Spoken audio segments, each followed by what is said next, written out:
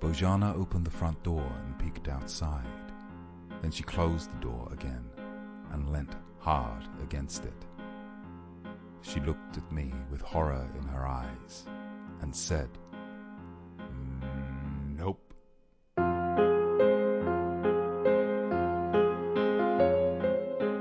The Lost Cat Podcast, Season 3, by A.P. Clark. Episode 2, The Stranger on the Street.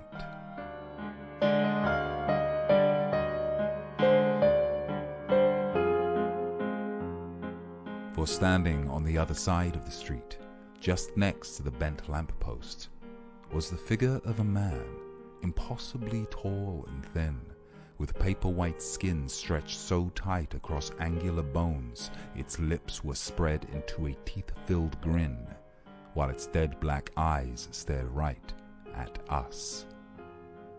We leant hard against the door. "Nope, nope, nope, nope, nope," Bojana continued to say with some certainty. Some time later, Morpin came down to find us still with our backs to the door. "What?" she said. She shooed us out of the way, and she opened the door, and then she closed it again, and locked all of the locks. "I'll go and make some tea," she said, and we sat in the hallway with our backs to the door, drinking tea.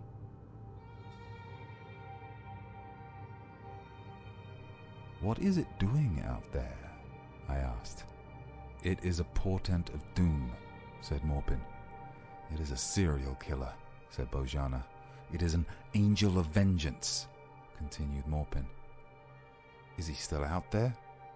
asked Bojana. I breathed in deeply through my nose in what I hoped was a process of nerve gathering and peeked out through the letterbox. "He hasn't moved," I answered. "How much food do we have in the house?" asked Morpin. But something kept picking at my brain. It was not that the figure had not moved.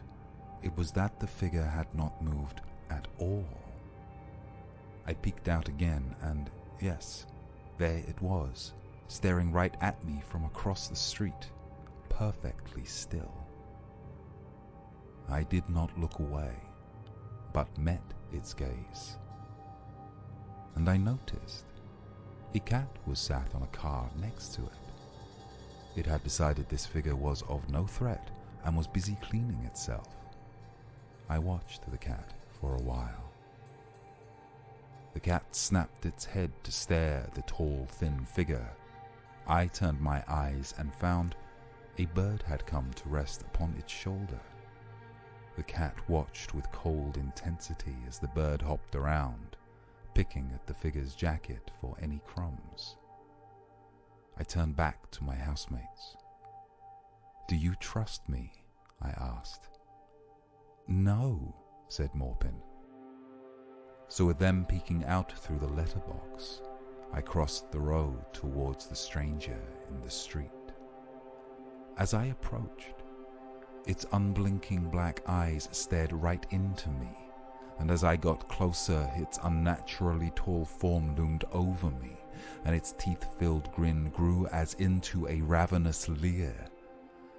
And I drew level, and I drew to its side, but it kept facing forwards, and its dead black eyes continued to look out across the street, and the teeth in its mouth leered out at nothing. The figure did not move at all. I looked it up and down. I looked at the cat, who was busy still cleaning itself. The cat looked at me for a moment and then got up and walked off in a huff. I waved my hand in front of the figure's face, and there was no reaction. I walked all around it, and the figure was as still as a building. I looked back across the street and saw the flap of the postbox propped open. I beckoned my housemates over. The door stayed closed. And I looked closely at the figure of the man. It had on a simple dark suit of decent quality but unremarkable style, with a slight softening of the seams that suggested long use. Its black leather shoes were clean but not polished. The more I looked at its face, the stranger it became. The bones were in the wrong place, which pushed one cheek up higher than the other and made his jaw painful. It definitely had too many teeth, and they did not fit right. Up close, the skin of its lips looked close to splitting, so thin and dry was it. It had no eyelashes, and the darkness of its eyes bled into the skin of its lids. It had an approximation of a face, and it stood still and stiff in the brisk wind of the darkening day. I put my arm around him and gave a big thumbs up back towards the postbox. And finally, the door opened, and Bojana and Morpin cautiously approached, and they walked all around the unmoving figure, looking it all up and down. Their shoulders spread, and their hands unclenched, and they relaxed, finally. Morpin let out a small, involuntary laugh. "He looks cold," said Bojana, and it did. So I put my scarf around its shoulders, a lovely purple woolen thing. I wrapped it around its neck a couple of times and let the ends drape pleasingly over its chest. "I like it," said Bo. "It suits him." Then the figure turned its head and looked directly at me. There was a moment of silence as none of us at all moved. Then it began to open its mouth, and its teeth separated to show the darkness within. I could see veins pulsing beneath its parchment skin in effort. It breathed in as if to speak, and raw sewage spewed from his mouth and onto the street. Dark and noxious, this great wave poured from the thin, frail figure, clagged with dirt and masses of garbage. It stank. I took a step back, and the geyser subsided, turned to a trickle, and then stopped. As the sewage ran away into the drains, leaving lumps, the figure's brow became furrowed. We shared another look. It still had some on its chin. And then it closed its mouth, attempted an expression I could not identify, turned, and walked off down the street, heading south. We were left alone.